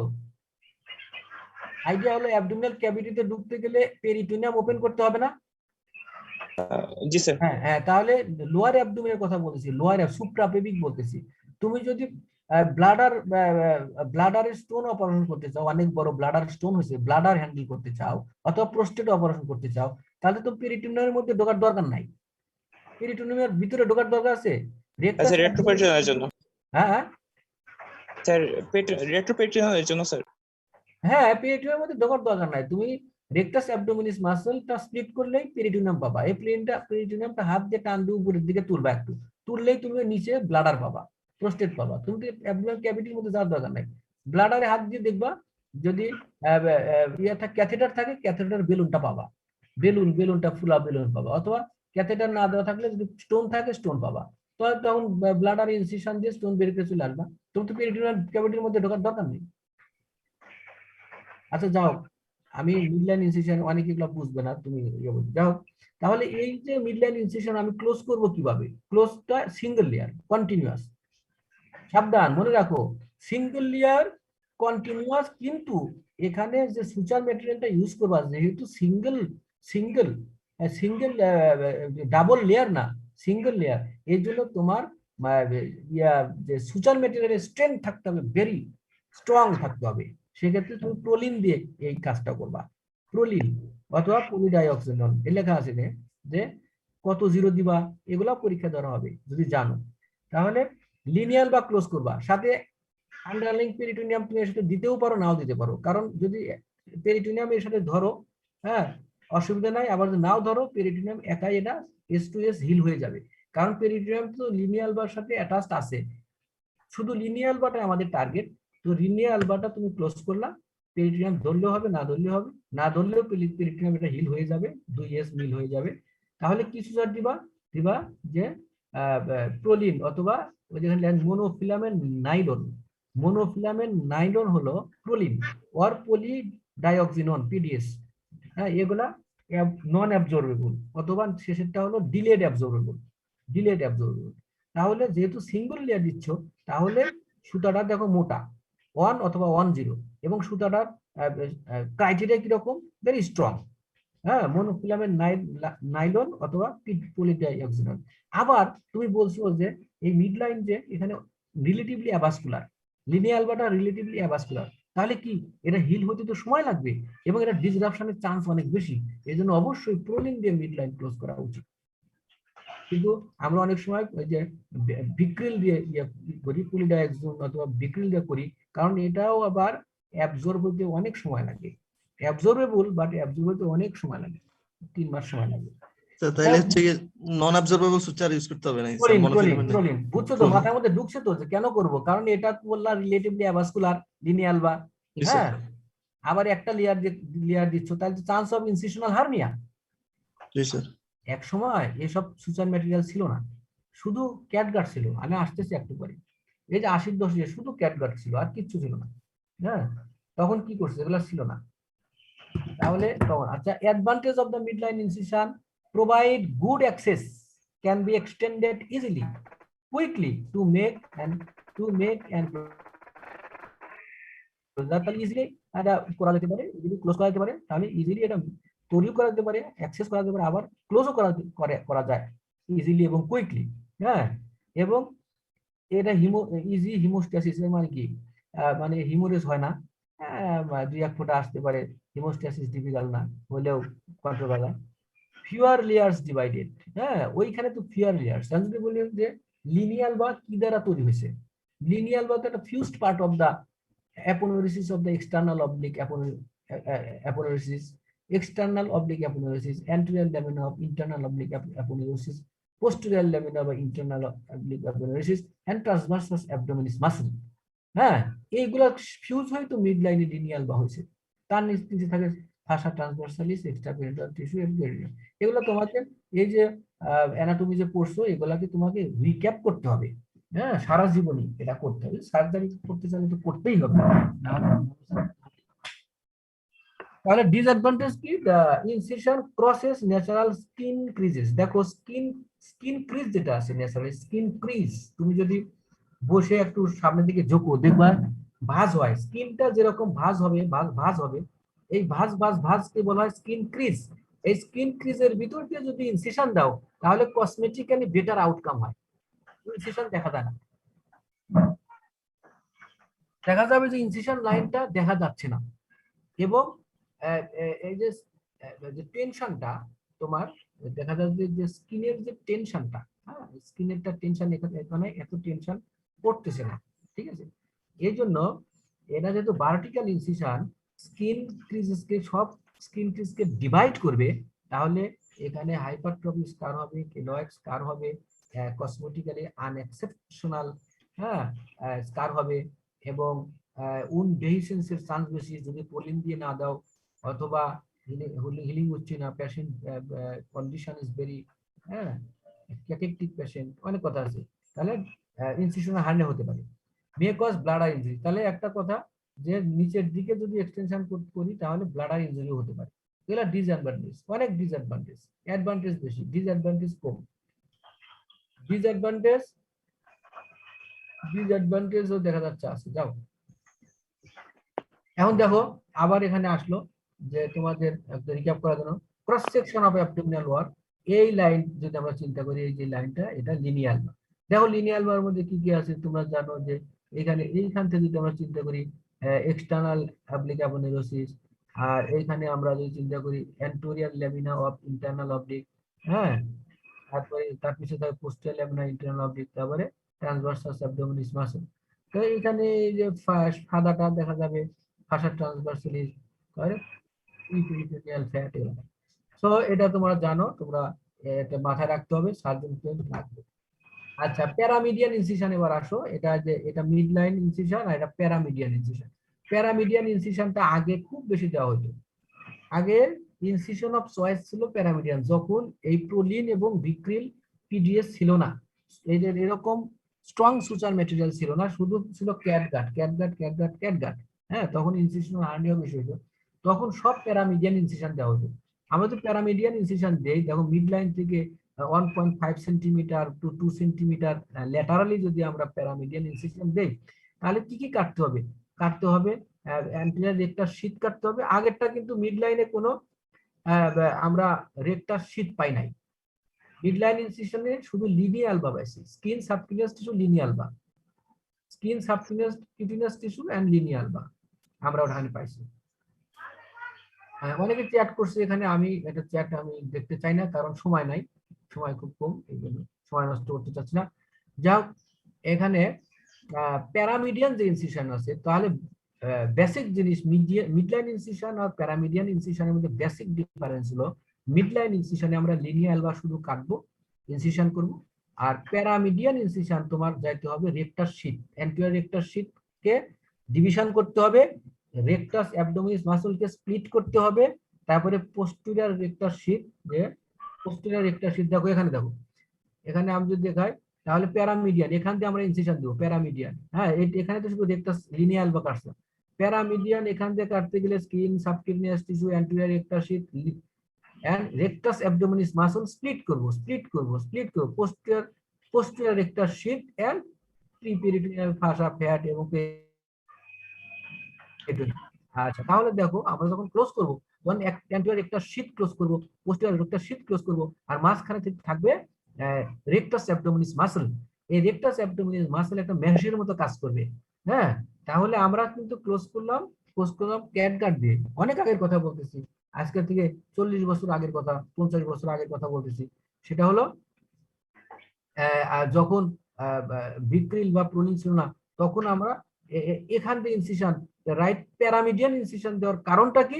সুসার ম্যাটেরিয়াল ইজ নট স্ট্রং, এই জন্য ডাবল লেয়ারে ক্লোজ করার জন্য, অ্যান্টিরিয়র একটা শীট ক্লোজ করব ক্যাটগার্ড দিয়ে, পোস্টেরিয়র একটা শীট ক্লোজ করব ক্যাটগার্ড দিয়ে, মাঝখানে রেক্টাস অ্যাবডোমিনাস যা স্প্লিট করছিলাম ওরকমই থাকবে, কিচ্ছু করা যাবে না, করার দরকার নাই, তাহলে আর হার্নিয়া হবে না। কিন্তু সাবধান, এখন আর আমরা এটা করি না। রাইট প্যারামিডিয়ান ইনসিশন আমরা দেই, খুব ফ্রিকুয়েন্টলি দেই না, দরকার হলে দেই, কিন্তু ক্লোজ করি কিন্তু ক্যাটগার্ড দিয়ে না, ক্লোজ করি ভিট্রিল দিয়া। আগে ক্যাটগার্ড ছিল বলে আমরা এই প্যারামিডিয়ান ইনসিশন খুব বেশি দিতাম। প্যারামিডিয়ান ইনসিশন এখানে কি কি লেখা আছে? It was the only effective vertical incision when catgut was available suture material. যখন catgut ছিল তখন শুধু এই প্যারামিডিয়ানটা দিতাম, কারণ 2 লেয়ারে ক্লোজ করলে হার্নিয়া হওয়ার চান্স নাই। Incision is made 1.5 centimetre from the mid line. আগের ইনসিশনটা মিড লাইন দিয়ে দিয়েছিলাম, আর প্যারামিডিয়ানটা 1.5 centimetre away from the mid line. তাহলে কি কাটলাম? আগে বলছে skin, subcutaneous tissue, anterior rectus sheath আর divided, the rectus abdominis muscle is splitted or retracted laterally. So rectus abdominis muscle আমরা laterally retract করতে পারি। এই rectus abdominis muscleটা যদি মাঝখানে স্প্লিট করি তার সমস্যা নাই, কিন্তু এই মিডিয়াল থেকে ল্যাটারালি রিট্রাক্ট করব, রিট্রাক্ট করে পোস্টেরিয়র রেক্টাস শীটে যাব। রিট্রাক্ট করা যায়, কিন্তু রিট্রাক্ট করে, স্প্লিট না করে রিট্রাক্ট করে যদি আমরা অপারেশন করি, মানে পোস্টেরিয়র রেক্টাস শীটটা ডিভাইড করি, তাহলে অপারেশন ডিফিকাল্ট হয়ে যায়, অপারেশনটা একটু ডিফিকাল্ট হয়ে যায়। এই জন্য আমরা সব সার্জনই এটা স্প্লিট করে। এখন স্প্লিট করার পরেই স্প্লিট হয়ে গেল, আমরা আরো ভিতরে ঢুকলাম। হ্যাঁ, behind the rectus abdominis muscle কি পাবো? এখানে এপিগ্যাস্ট্রিক ভেসেলস, ইনফিরিয়র এপিগ্যাস্ট্রিক আর সুপিরিয়র এপিগ্যাস্ট্রিক ভেসেল আর্টারি, এই দুইটা অ্যানাস্টোমোসিস করে কিন্তু rectus posterior to the rectus abdominis muscles but within the posterior rectus sheath। এরা বুঝতে হবে তোমাকে। আচ্ছা, মিউট করো, কে জন্য চলে দিছে? আচ্ছা, তাহলে skin, subtissue, anterior rectus sheath divided, the rectus muscle জানো। ক্লোজার করব কিভাবে? ক্লোজার করব 2 লেয়ারে। অ্যান্টিরিয়র রেক্টাস শীট ক্লোজ করব, আমি বলছি এগুলা। হ্যাঁ, কিভাবে ক্লোজ করব? অ্যান্টিরিয়র রেক্টাস শীট ক্লোজ করব, পোস্টেরিয়র রেক্টাস শীট ক্লোজ করব ভিক্রিল দিয়ে। পিডিএস ভিক্রিল, প্রোলিন লাগবে না এখানে, কারণ এর মাঝখানে রেক্টাস অ্যাবডোমিনাস মাসল আছে, সেটা স্ট্রেংথ দিবে ইনসিশন। আমাদের আইডিয়া কি? যাতে ইনসিশনাল হার্নিয়া না হয়, আমাদের আইডিয়া হলো ইনসিশনাল হার্নিয়া না হয়। সো 2 লেয়ার ক্লোজ করব। Pyramidal incision is closed by 2 layers. Anterior rectus sheath closed, posterior rectus sheath closed, and splitted rectus abdominis remain within the 2 layers of the rectus sheath. Advantage কি? এটা strong wound হয়, less chance of incisional hernia. Sir, হ্যাঁ বলো। Avascular সব জায়গায় কি sir আমরা এরকম ইউজ করব স্যার? মানে বেশি স্ট্রেংথ আছে নন অ্যাবজর্বেবল যে স্ট্রেচ স্যার কি ইউজ করব? অ্যাভাসকুলার কোথায় আছে? স্যার এভাসকুলার যদি মিডলাইন কোনো আর কোথায় আছে বলো? অ্যাভাসকুলার মিডলাইন রেক্টাস মানে লিনিয়াল বা মেনিয়াল বা তো কোনো মাসল নাই, খালি ফাঁসা, তাই না? সবগুলো তো ফাঁসা নিয়ে অ্যাপোনেউরিসিস নিয়ে রেক্টাস লিনিয়াল বা হইছে। তুমি আর একটা জায়গায় বলো যে কোথায় তোমার avascular? Yes, tendon, ligament, relatively avascular, অবশ্যই প্রোলিন। তুমি জানো টেন্ডন রিপেয়ার করতে হবে প্রোলিন দিয়া, লিগামেন্ট রিপেয়ার করতে হবে প্রোলিন দিয়া। যেখানে রিলেটিভলি অ্যাভাসকুলার হিলিং হতে অনেক সময় লাগে, অবশ্যই প্রোলিন দিয়া। এখানে দেখো একটা কথা আছে, জেনকিন্স রুল, এটা ইম্পর্টেন্ট। জেনকিন্স রুলটা কিছুই না, এখানে তুমি যে সুচার ম্যাটেরিয়ালটা নিবা তার লেন্থ থাকবে উন্ডের চাইতে অ্যাটলিস্ট 3 টাইমস বড়। বাংলায় বলে দিলাম যে length of the which at least 3 times the wound length. Suture material লেন্থটা শুড বি উন্ডের চাইতে অ্যাটলিস্ট 3 টাইমস বেশি বড় হবে। যেমন 3 সেন্টিমিটার যদি উন্ডের সাইজ হয় তাহলে 9 সেন্টিমিটার লং নিতে হবে সুচার ম্যাটেরিয়াল। এই ঘটনার নাম হলো জেনকিন্স রুল। জেনকিন্স সাহেবটা তৈরি করছে, না হলে উন্ড ক্লোজার অ্যাপ্রোপ্রিয়েট হবে না। ঠিক আছে? সো অ্যাডভান্টেজ কি strong wound, less chance of incision hernia. তাহলে এই যে এখানে কিন্তু সব লেখা আছে যে মিডলাইন ইনসিশন প্যারা স্যার কোরিলেট করতে হবে। হ্যাঁ স্যার মানে এই রুলটা হচ্ছে যদি স্যার একটা উন্ডের যদি লেন্থ স্যার 3 সেন্টিমিটার হয় তাহলে স্যার এটা সুচারিং করতে হবে স্যার হচ্ছে 9 সেন্টিমিটার এরকম স্যার। সুচার ম্যাটেরিয়াল নিতে হবে, আচ্ছা নিতে হবে। তুমি এই কাজটা করার জন্য নিতে হবে। তুমি যেন তেন একটু নিলেই হবে কিনা। তুমি মিড লাইন মনে করো যে টোটাল 10 সেন্টিমিটার তোমার অথবা 15 সেন্টিমিটার একটা ইয়ে আছে, 15 সেন্টিমিটার লং একটা উন্ড আছে, অ্যাবডোমিনাল উন্ড আছে, তাহলে সুচার ম্যাটেরিয়াল কত সেন্টিমিটার নিবা? স্যার 15 এর 45 সেন্টিমিটার স্যার। কমপক্ষে আরো বেশি নিতে হবে। কমপক্ষে কোনো বইতে লেখা আছে অ্যাটলিস্ট 3 টাইমস, আর যেমন অপারেটিভ সার্জারিতে লেখা আছে 3 টাইমস, কিন্তু অন্য সব বইতে লেখা আছে 4 টাইমস। আর তোমার যে সুচার ম্যাটেরিয়ালটা তুমি হাতে নিয়ে ঘুরবা অপারেশন থিয়েটারের ভিতরে, একটু দেখো যে ওখানে কি লেখা আছে। ওখানে সুচার ম্যাটেরিয়াল লেন্থ লেখা আছে, এখানে কাটিং বডি লেখা আছে, রাউন্ড বডি লেখা আছে, লেন্থ লেখা আছে। এই জন্য তো আমরা অনেক সময় বকা দিব যে তুমি কি কি লেন্থের সুচার ম্যাটেরিয়াল দিছো। তুমি ইউজুয়ালি 70 সেন্টিমিটার হয় আর 90 সেন্টিমিটার হয়, 70 সেন্টিমিটার হয় 90 সেন্টিমিটার। সে মনে করো যে আমরা বড় ইনসিশন দিছি, এখানে তো তোমার 90 সেন্টিমিটার লাগতে পারে। আমি বুঝাইতে পারছি ব্যাপারটা? জি স্যার। হ্যাঁ, তুমি সুচার ম্যাটেরিয়াল যে নিবা এটা চয়েস তো আছে রে ভাই, যে তুমি কোন, এটা তো তুমি রাউন্ড বডি নিবা, এটা তুমি প্রোলিন নিবা, এটার লেন্থটা আবার যাতে 70 সেন্টিমিটার কম না হয়। অ্যাভেলেবল তো 70-90 সেন্টিমিটার, এগুলা দেখার ব্যাপার আছে। আচ্ছা, তাহলে আমি যদি একটু মানে মুদ্রা কথা দুই একটা বলি যে প্যারামিডিয়ান ইনসিশন আর মিডলাইন ইনসিশনের মধ্যে অ্যাডভান্টেজ আর ডিসঅ্যাডভান্টেজ, এগুলো সব বলা হয়েছে আর বলবো না। অ্যাডভান্টেজ আর ডিসঅ্যাডভান্টেজ, মেইন হলো একটাতে ইনসিশনাল হার্নিয়া হওয়ার চান্স আছে আর একটা নাই। প্যারামিডিয়ান ইনসিশনে যেহেতু রেকটাস অ্যাবডোমিনাস মাঝখানে থাকে স্প্লিটেড, এই জন্য এখানে এটা যদি আমরা বিক্রিল দিয়ে সুচার করি তাহলে ইনসিশনাল হার্নিয়া হওয়ার চান্স বেশি নাই। ইনসিশনাল হার্নিয়া হওয়ার চান্স নাই, কিন্তু মিড লাইনে ইনসিশনাল হার্নিয়া হওয়ার চান্স আছে। মনে করো তুমি লিনিয়ার বা ক্লোজ করলা কিন্তু ওটা ডিসরাপশন হয়ে গেল, মার্জিন থেকে ছুটে গেল, নিউট্রিশনাল স্ট্যাটাস পোর, অ্যালবুমিন অনেক কম, অনেক কথা আছে। তাহলে প্যারামিডিয়ান ইনসিশনে কিন্তু ইনফেকশনের চান্স বেশি, কারণ মাঝখানে একটা মাসল থাকে স্প্লিটেড, এটা ওখানে আমরা ডেনোডিনা উজিং হতে পারে, হিমাটোমা হতে পারে, ইনফেকশন হতে পারে, এগুলা হতে পারে। আবার এটা তৈরি করতে ইনসিশন দিতে, হ্যাঁ, to make the paramedian incision long time লাগে, আবার ক্লোজ করতেও লং টাইম লাগে। তাহলে ইমার্জেন্সি অপারেশন ক্ষেত্রে প্যারামিডিয়ান দেওয়া যাবে না। এখন তোমরা কোরিলেট করো ব্যাপারটা যে কোনটা কি কি স্ট্রাকচার কাটতে হয়, কোনটা ভালো, কোনটা খারাপ, কোনটা কখন দিতে হয়। আমি সব বলছি, একটু কোরিলেট করো। আচ্ছা, এখন প্যারামিডিয়ানের ডিসইনফেকশন চান্স আমি বলছি যে ইনফেকশন হতে পারে, হেমাটোমা, হিমোরেজ, এমএসটি। এই যে যদি বলা হয় এখানে ইম্পর্টেন্ট যে এপিগ্যাস্ট্রিক, এই যে হিমোরেজ করতে হবে প্যারামিডিয়ান ইনসিশন, তুমি বলবা যে স্যার হিমোরেজের চান্স বেশি, তখন তোমাকে ধরবে কোন ভেসেল দিয়ে হিমোরেজ হবে, epigastric, superior epigastric, inferior epigastric. আরো যদি পারো তখন আমি জিজ্ঞেস করবো সুপিরিয়র এপিগ্যাস্ট্রিক কার ব্রাঞ্চ, ইনফেরিয়র এপিগ্যাস্ট্রিক কার ব্রাঞ্চ। ঠিক আছে, ভালো মার্ক দেওয়ার জন্য। আচ্ছা, এটা ফেল দেওয়ার জন্য না, ভালো মার্কস দেওয়ার জন্য। ভালো মার্কস তো সবাই চায়।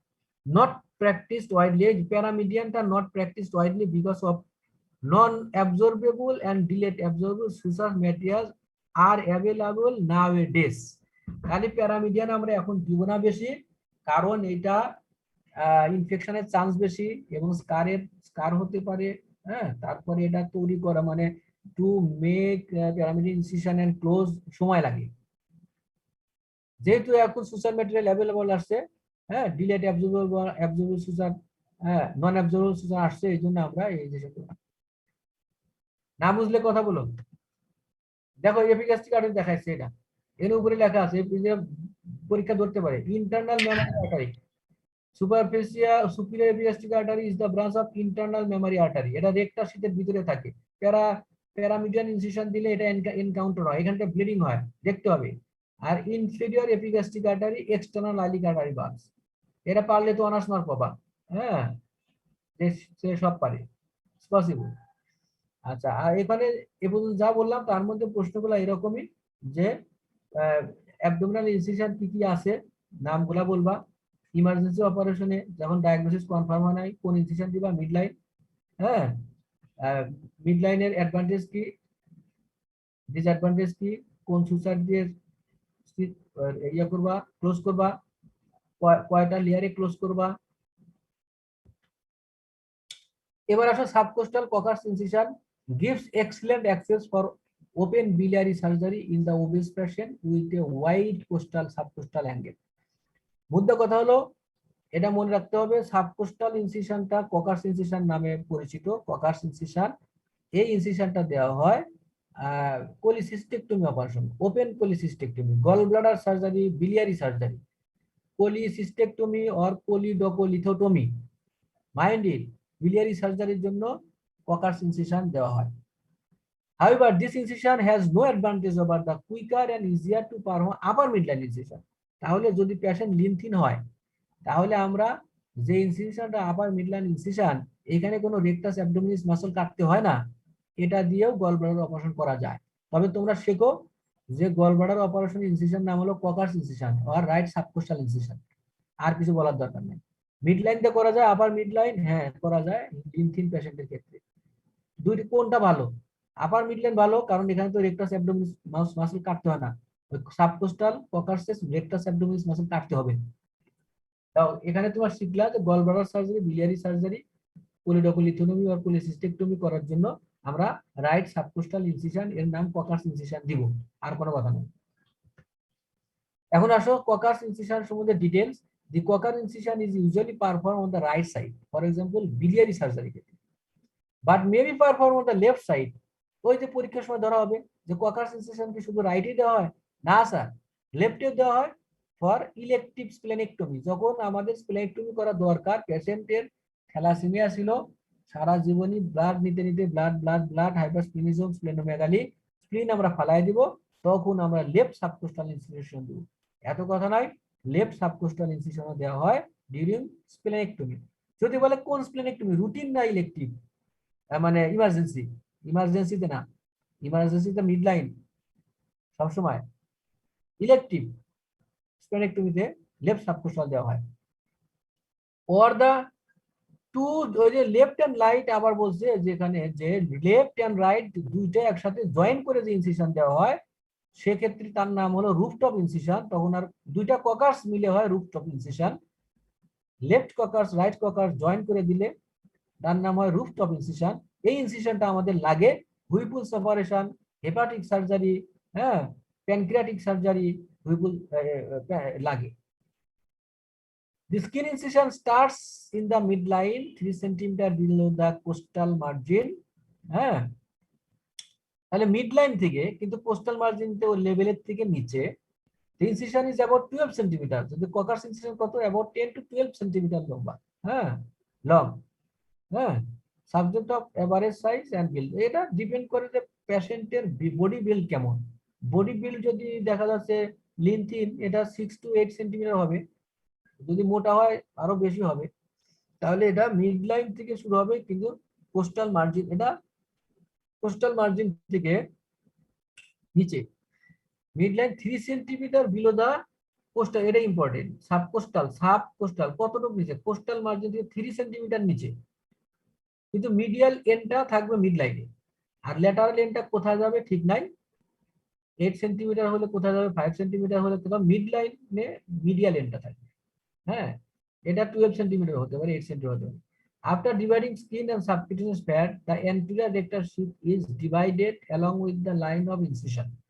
তাহলে দেখো anterior rectus skin, subcutaneous tissue, anterior rectal sheet গেল। তারপরে দি রেক্টাস অ্যাবডোমিনালিস মাসল এখন rectus abdominal muscle is divided, তাহলে কি ডেঞ্জারাস? রেকটাস, এর আগে রেকটাস অ্যাবডোমিনাল মাসল স্প্লিট করছিলাম, লংগিটিউডিনালি স্প্লিট করছিলাম, কিন্তু কোকার্স ইনসিশনের ক্ষেত্রে রেকটাস অ্যাবডোমিনাল মাসলটা ডিভাইড করতে হবে, এবং ডিভাইড করলে এনে inferior epigastric superior epigastric vessels থাকে, এটার মধ্যে থেকে ব্লিডিং হবে এবং ভালো ব্লিডিং হয় ডিউরিং অপারেশন। এবং তুমি যদি কেয়ারফুল না হয়, ডায়াথাইমিয়া রেডি না থাকো, তাহলে বেশ ভালো ব্লিডিং হয়। তাহলে রেকটাস মাসল যখন, রেকটাস অ্যাবডোমিনাল মাসল যখন তুমি ডিভাইড করবা, তখন ব্লিডিং হবে সুপিরিয়র এপিগাস্ট্রিক আর্টারি থেকে। যদি superior epigastric inferior epigastric anastomosis হয়, কিন্তু ইনফেরিয়র গ্যাস্ট্রিক এত দূর আসে না।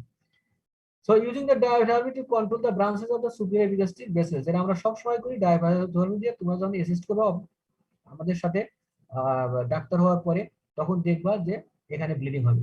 হ্যাঁ, the lateral abdominal muscles are split, তাহলে rectus abdominis muscle কে ডিভাইড করলাম, আর ল্যাটারালি যেগুলো ছিল external oblique, internal oblique, transversus oblique, এটা স্প্লিট করব in an outward direction to Sir? Extra access. হ্যাঁ, স্যার স্প্লিট আর ডিভাইডের মধ্যে মানে পার্থক্য? স্প্লিট মানে ভাগ করা, দুইটা ধরে ভাগ করা, আর ডিভাইড মানে কেটে ফেলা। আমি তাহলে তোমাকে স্প্লিটটাও কিভাবে বুঝাবো, তাই না? ডিভাইড আর স্প্লিট, তাই না? তুমি স্প্লিট মানে কি, দুইটা টান দিলে এটা ফাঁক হয়ে যাবে, তাই না? মাঝখান দিয়ে গ্যাপ হয়ে যাবে, আবার ছেড়ে দিলে ক্লোজ হয়ে যাবে। আমার কথা বুঝছো? জি স্যার। বোঝো নাই কেন? এটা না বোঝার কি আছে? এই যে চারটা আঙ্গুল তুমি একসাথে করো, তোমার তিনটা আঙ্গুল একসাথে করো, করে দেখো তিনটা আঙ্গুলের মাঝে মাঝে গ্যাপ আছে না? এই গ্যাপ দিয়ে তুমি এটা যদি ফাঁক করো, তার নাম স্প্লিট করা হলো। মনে করো তিনটা একসাথে আটকানো ছিল, এখন এটা টান দিলা, ফাঁক হয়ে গেল, এটা স্প্লিট। আর তিনটা আঙ্গুল যদি তুমি আড়াআড়ি ভাবে অ্যাক্রস দ্য ফিঙ্গার কেটে ফেলো, তার নাম হবে ডিভাইড। ডিভাইড কথাটা এটা হলো অ্যাক্রস। যেমন দেখো, রেকটাস অ্যাবডোমিনাল মাসল মিডলাইনের ক্ষেত্রে এটা ইয়ার ডিরেকশন কেমন ছিল? Up down, above downward direction, ফাইবারের ডিরেকশন। ফাইবারের ডিরেকশন ছিল অ্যাবভ, হ্যাঁ, অ্যাবভ ডাউন অর ডাউন মাসলের ফাইবার। তাহলে এই মাসলটা তো স্প্লিট করা যাবে, মিডলাইন তো ইনসিশন, কারণ মিডলাইন ইনসিশনের যে ডিরেকশন আর মাসল ফাইবারের যে ডিরেকশন একই ছিল। কিন্তু সাবকোস্টাল ইনসিশনের ক্ষেত্রে এটা তো ট্রান্সভার্স অর অবলিক, সাবকোস্টাল। এখানে রেকটাস অ্যাবডোমিনালিস তো ট্রান্সভার্সলি তাকে কাটতে হবে, এটাকে স্প্লিট করা যাবে না। এখানে স্প্লিট করলে অপারেশন করতে পারবা না। আমার মনে হয় স্প্লিট বুঝছো। After dividing the skin and subcutaneous pair, the anterior rectus sheath is divided along with the line of incision. The rectus muscle is divided using diaphragm to control the branches of superior epigastric vessels. The lateral abdominal muscle গুলা split করতে হবে, কারণ তাদের fibre গুলা, lateral abdominal muscle, external oblique, internal transversal, তাদের তো ফাইবারের direction তো কিভাবে, হ্যাঁ, বাইরে থেকে ভিতরের দিকে ঢুকছে, তাই না? টুয়ার্ডস দ্য মিড লাইন ঢুকছে। কিন্তু রেকটাস অ্যাবডোমিনালিস তো তা না। চিন্তা করো ফাইবারের ডিরেকশন, কোনটা স্প্লিট করা যাবে আর কোনটা ডিভাইড করা যাবে। আচ্ছা, the incision is depend to open the posterior rectus sheath and underlying peritoneum. তাহলে subcostal incision or Coker's incision for the cholecystectomy operation কি কি স্ট্রাকচার কাটতে হয় এখানে সব লেখা আছে, আমি বলে দিই shortcut. Skin, subcutaneous tissue, anterior rectus sheath, rectus abdominalis muscle divide করতে হবে। তার পিছনে পাওয়া যায় পোস্টেরিয়র রেকটাস শীথ, তারপরে পেরিটোনিয়াম। এখন রেকটাস অ্যাবডোমিনাল মাসল ডিভাইড করলে তো যে অ্যাক্সেস হবে, ওই অ্যাক্সেসে তো গলব্লাডার করা যাবে না, আরো বেশি লাগবে। এই জন্য ল্যাটারালি চিন্তা করো কি আছে, রেকটাস অ্যাবডোমিনালিসের উপর যে রেকটাস শীথ কে করছিল, পোস্টেরিয়র রেকটাস শীথ কে করছিল, তাদের স্প্লিট করতে হবে। রেকটাস শীথ যারা তৈরি করলো তাদের নাম external oblique, internal oblique, transversal oblique. তাদের ফাইবার ছিল ল্যাটারাল টু মিডিয়াল, এগুলা স্প্লিট করতে হবে। মানে অ্যালং দা ফাইবার যদি তুমি কাটো, তাও তুমি বলতে পারো স্প্লিট। আর অ্যাক্রস দা ফাইবার যদি কাটো, তাহলে বলা হবে ডিভাইড।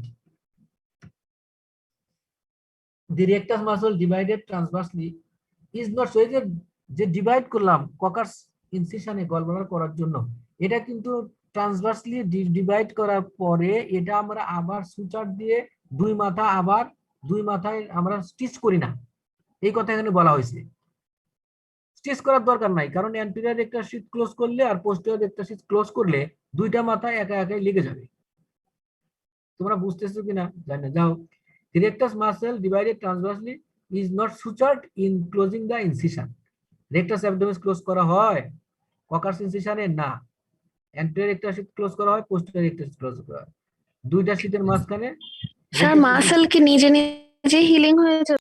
অবশ্যই মাসেলকে স্টিচ দেওয়ার দরকারই নাই। তাকে যদি তুমি শীতটা মাসেলের যে শীত আছে উপরের শীত নিচের শীত, এই শীত দুটো যদি তুমি স্টিচ করে দাও, মাঝখানে যে মাসেল থাকবে এটা অটোমেটিক্যালি হিল হবে। আর মাসেলের স্টিচ দিয়ে লাভ নাই, এরা তো স্ট্রেংথ নাই, স্ট্রেংথ আছে তো অ্যাপোনিউরোসিসে ফাঁসার মধ্যে, ওগুলা স্টিচ দিবা। আচ্ছা, জি প্রোভাইডেড স্যার। পেরিটোনিয়ামে একই স্টিচ দেওয়া লাগে, ক্লোজ করা লাগে না? পেরিটোনিয়াম অবশ্যই ক্লোজ করবা। মিডলাইনের ক্ষেত্রে পেরিটোনিয়ামটা বলছিলাম যে তুমি নাও দিতে পারো, কারণ তুমি দেখো লিনিয়াল বার সাথে পেরিটোনিয়াম একবারে লাগানো থাকে। তুমি যদি লিনিয়াল বা ক্লোজ করলা, তাহলে তো দুইটা পেরিটোনিয়াম এস টু এস লেগে থাকলো, এরা 3 দিনের মধ্যে জোড়া লেগে যাবে।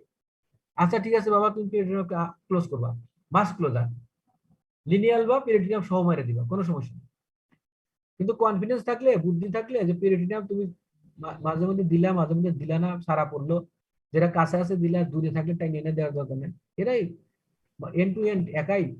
তোমার এখানে আইডিয়া কি রে ভাই, পেরিটোনিয়াম দিয়ে তোমার এখানে খুব দরকার, তুমি লিনিয়াল বাটা ভালো করে বন্দোবস্ত কিনা। আচ্ছা তুমি পেরিটোনিয়াম দিবা, ঠিক আছে, জি স্যার। প্রোভাইডেডটা পোস্টেরিয়র, তুমি তাহলে পেরিটোনিয়াম দিলে তো দুইটা লেয়ার হয়ে যাবে। লিনিয়াল বা ক্লোজ করলে মিড লাইনে তো একটা লেয়ারে ক্লোজ করতে হবে। যদি পেরিটোনিয়াম দাও লিনিয়াল বা সহ দিবা, কিন্তু একটা লেয়ারে দিবা, দুইটা লেয়ার বলে কিন্তু ফেল হবে, একবারে ফেল হবে। সিঙ্গেল লেয়ারে করবা। ককার্স ইনসিশন কয় লেয়ারে ক্লোজ করবা? স্কিন বাদে, স্কিনের নিচে 2 layer, anterior rectus sheet, posterior rectus sheet. তো রেক্টাস মাসলতে কাটলা ওটা কি করবা? কিচ্ছু করবা না, ওটা হিল হবে automatic. Provided the posterior and then anterior rectus sheath are sutured, the divided rectus muscle will heal by scar tissue. In effect, this merely produces another fibrous intersection in the rectus muscle. Rectus muscle মধ্যে intersection থাকে না, intersection দেখো না, intersection তোমাদের মধ্যে অনেকে ব্যায়াম করে, বডি 6 বিল্ডার pack 8 pack জি স্যার। হ্যাঁ, কে কে করে ব্যায়াম করে এর নাম বলো, কে কে ব্যায়াম করে?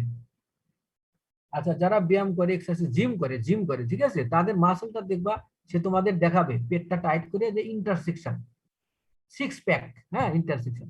তাহলে এই যে গলব্লাডার করার পরে যে তোমার রেক্টাস অ্যাবডোমিনাস মাসল তুমি স্টিচ দিলা না ককার্স ইনসিশনে, দুটা রেক্টাস শীটের মাঝখানে থেকে গেল, এটা অটোমেটিক্যালি হিল হওয়ার পরে এখানে আরেকটা ইন্টারসেকশন তৈরি হবে। টেন্ডিনাস ইন্টারসেকশনের একটা ফাংশন আছে, তো it gives strength to the rectus abdominis muscle. সময় তো কম, তো তোমাদের কি বলবো, আরো তো অনেক আছে।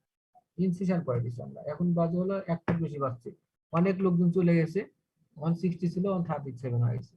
আচ্ছা তাহলে আর কি বলবো, রাইট আইল অ্যাক্রোসা মাসল স্প্লিট ইনসিশন। রাইট আইল অ্যাক্রোসা ইনসিশন দেওয়া অ্যাপেন্ডিক্সের জন্য, তার নাম হলো গ্রিডাইরন ইনসিশন। এটা বলে শেষ করি, তোমার নামাজ পড়তে হবে, গোসল করতে হবে, নামাজ পড়তে হবে, অনেক কাজ আছে তোমাদের সবারই, আমি তাড়াতাড়ি বলতেছি তারপরে তো শেষ। রাইট আইল অ্যাক্রোসা মাসল স্প্লিট ইনসেকশন, এই স্প্লিট আর কাট নিয়ে তোমাদের সমস্যা হয়েছে। বেসিক কথা হলো মাসল ফাইবার যদি তুমি আড়াআড়ি ভাবে কেটে ফেলো তার নাম ডিভিশন, আর যদি অ্যালং দা ফাইবার তুমি ভাগ করো, সেপারেট করো, তার নাম স্প্লিট। এখানে আবার স্প্লিট আসছে। Aponeurosis of the external oblique abdominis, appendicectomy করতে গেলে, অ্যাপেন্ডিসেক্টমি যখন করবা তখন স্কিন সাবকিউটাস টিস্যু যখন ডিভাইড করবা, তার নিচেই থাকে aponeurosis of the external oblique abdominis, ঝকঝকা দেখা যায়। মাসলের ফাইবারের ডিরেকশন কি? ফ্রম ল্যাটারাল টু মিডিয়ালি, সামনের পকেটের মধ্যে হাত দেওয়ার মতো, সামনের পকেটে হাত দেওয়ার মতো। তাহলে ওই ফাইবার অ্যালং দা ফাইবার তুমি যেহেতু অ্যাপোনেরিসিস অ্যালং দা ফাইবার এটা ডিভাইড করবা, কারণ ফাইবার অ্যাপোনেরিসিস ফাইবার স্প্লিট করা ডিফিকাল্ট। তবে এই এক্সটার্নাল অবলিক অ্যাপোনেরিসিসের ল্যাটারালি কিন্তু মাসল আছে, মাসল এক্সটার্নাল অবলিক মাসল, মাসলটাই মিডিয়ালি হয়ে গেছে অ্যাপোনেরিসিস। সো তুমি অ্যাপোনেরিসিস পার্টটা অ্যালং দা ফাইবার ইনসিশন দিবা, আর ওখান থেকে যদি টান দাও ল্যাটারালি কি হবে, এটা স্প্লিট হয়ে যাবে, কারণ এগুলো মাসলই অ্যাপোনেরিসিস হয়ে গেছে। তাহলে গ্রিডাইরন ইনসিশন তখন কখন দিবা? অ্যাপেন্ডিসেক্টমি করার সময় আমরা দিব। তাহলে কি কি কাটবো? আমরা কাটবো, আমি আগেই বলে দিই যে আমরা গ্রিড অ্যারো ইনসিশন কোথায় দেই? একটু আগে ছবি দেখাইছিলাম যে স্পাইনো অ্যাম্বিলিক্যাল লাইনের মিডিয়াল 2/3 এন্ড ল্যাটারাল 1/3 এর জাংশনে দিব, এবং ওই লাইনের হ্যাঁ পারপেন্ডিকুলার টু দিস লাইন আমি স্কিন ইনসিশন দিব 3 সেন্টিমিটার বা 2 সেন্টিমিটার ইনসিশন দিয়ে স্কিন সাবকিউটানাস টিস্যু এখানে বেসিল থাকে, সুপারফিশিয়াল এক্সটার্নাল আইলিয়ার বেসিল থাকে, হ্যাঁ এটা কোয়াগুলেশন করতে হয়, হ্যাঁ সুপারফিশিয়াল এক্সটার্নাল আইলিয়ার আগে। আচ্ছা এটা কোয়াগুলেট করে সাবকিউটানাস টিস্যুর মধ্যে একটা বেসিল পাইলা কোয়াগুলেট করলাম, তারপরে থাকবে হলো অ্যাপোনেউরোসিস অফ দ্য এক্সটার্নাল অবলিক অ্যাবডোমিনালিস, এটা fibre along the direction of fibre, এটা তুমি ইনসিশন দিবা, আর ল্যাটারালি এটা স্প্লিট করবা।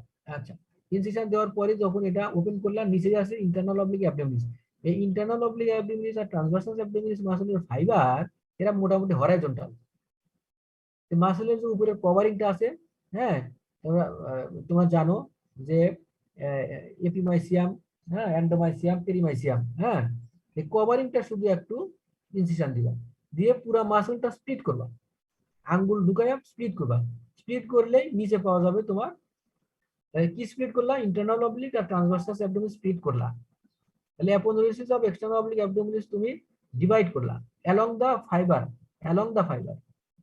Along the direction of the fibre, তার নিচে পাবে ইন্টারনাল অবলিক আর ট্রান্সভার্সাল অ্যাবডোমিনালিস, এটার ফাইবারসটা ট্রান্সভার্স, এর যে কভারিংটা আছে এই কভারিংটা শুধু একটু ইনসিশন দাও, হ্যাঁ দিয়ে আঙ্গুল ঢুকে দিলে টান দিলে এটা সেপারেট হয়ে যাবে, নিচে পাবা পেরিটোনিয়াম তুমি দুইটা মসকুইটো আর্টারি দিয়ে বা আর্টারি ফসফেট দিয়ে দুইটা দিয়ে একটা এদিকে আর একটা ওদিকে দিয়ে লিফট আপ করে দুইটা টিপের মাঝখানে পেরিটোনিয়ামটা কাটলে তুমি অ্যাপেন্ডিক্স দেখতে পারবা, সিকাম অ্যাপেন্ডিক্স কলন সব তুমি দেখতে পারবে।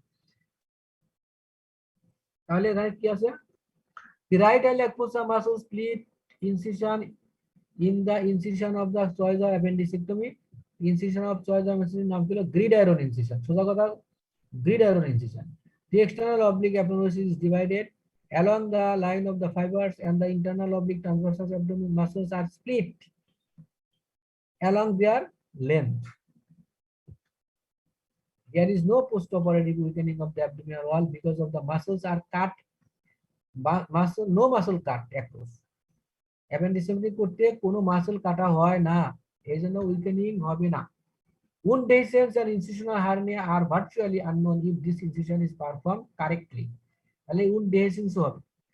Classically, skin incision is centered at McBurney's point, 2/3 of the distance along the line joining the umbilicus to the anterior iliac spine and is placed at right angle to this. So কোথায় incision বলতেছে, this places the incision along the line of the fibers of the external oblique aponeurosis. এই ইনসিশনটা যদি বড় করি, যদি বড় করার দরকার হয় তখন তার নাম হয় রাদারফোর্ড মরিসন ইনসিশন। এখন তো সময় নাই দেখতেছি, তাহলে কি করবা, এই ফেনেনস্টিল ইনসিশনটা দেখো, ফেনেনস্টিল ইনসিশন একবারে নিচে দেখো, skin crease incision, caesar gynaecological incision, urinary bladder surgery, prostate surgery, urinary bladder surgery, prostate surgery, distal ureteric surgery, open surgery যেগুলা, cesarean section and gynecological operations like hysterectomy এই ইনসিশন করা হয়।